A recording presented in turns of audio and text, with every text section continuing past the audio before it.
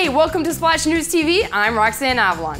Now today we are talking about 5 celebrities whose faces we absolutely love, but are currently covered by huge beards. First up is Mr. Shia LaBeouf. Now Shia has never really been on top of it when it comes to the hair game, either on his head or on his face. Remember when he rocked that weird braid mullet?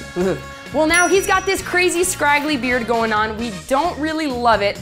Shia, if you're gonna rock that beard, at least go back to wearing a paper bag over your head. Next up is James Harden, the mother of all beards. Now you'd think being a professional athlete, he'd want to be like aerodynamic, but this beard is totally the opposite of that. But to be fair, we really can't give him too much of a hard time because, to be honest, we don't even know what's under that thing. Next up, we are talking about the Dark Knight himself, Mr. Christian Bale. Now we all know him for being sleek and sexy, but not anymore. He has grown out his hair and he's got this crazy lumberjack beard going on. If he approached me in public, I wouldn't be like, oh snap, it's Bruce Wayne. I'd probably say, sir, I'm sorry, I don't have any change.